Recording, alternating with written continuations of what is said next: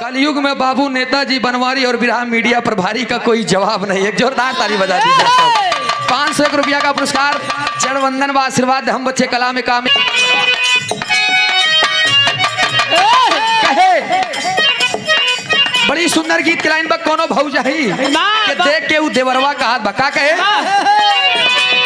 सुंदर गोरिया सो रहू सिंगार मांगत है,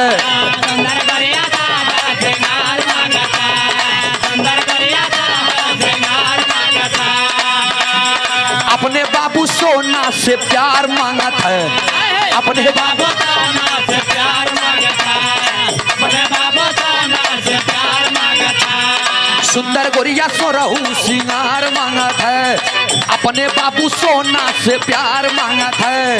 कारी कारी अखिया गजरवा मांगत है,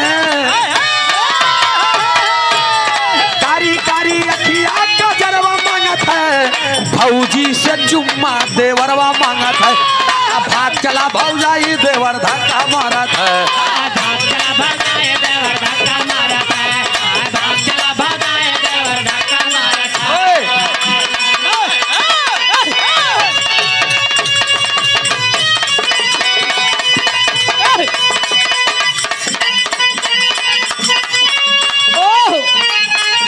जिया जिया चंचल भैया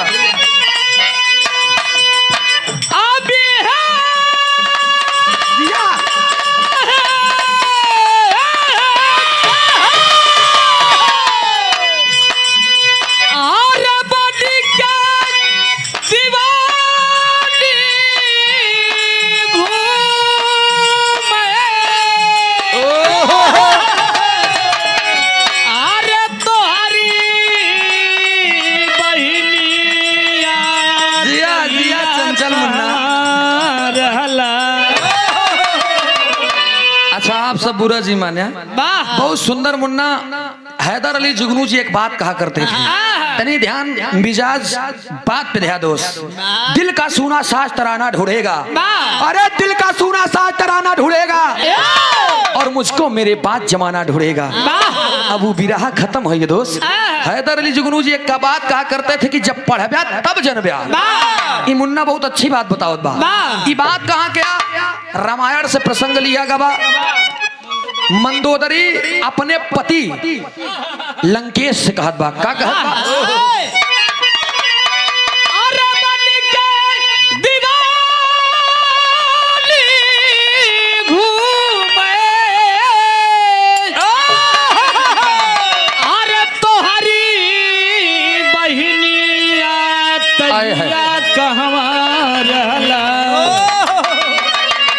तहिया कहवा रहला, अरे लक्ष्मण जी,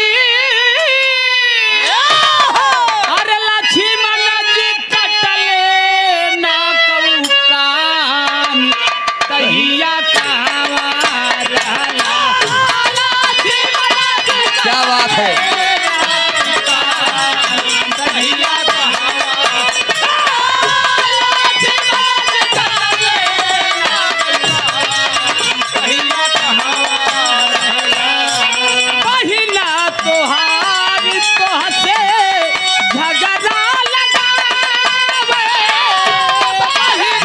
से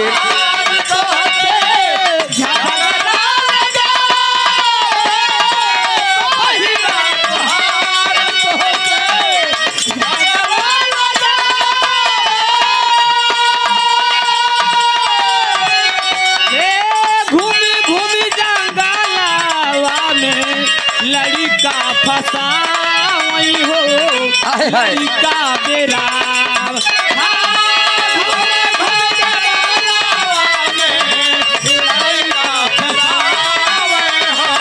सही है। क्या बात है।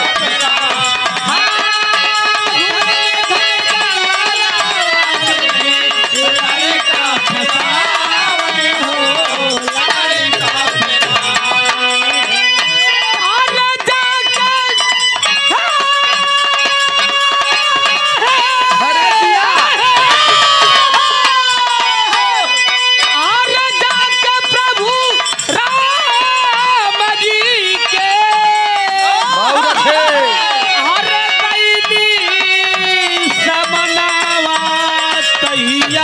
कहवा रहला अरे तहिया कहवा रहला अरे लक्ष्मण जी कटले ना कौकान तहिया कहवा रहला बहुत अच्छे, क्या बात है।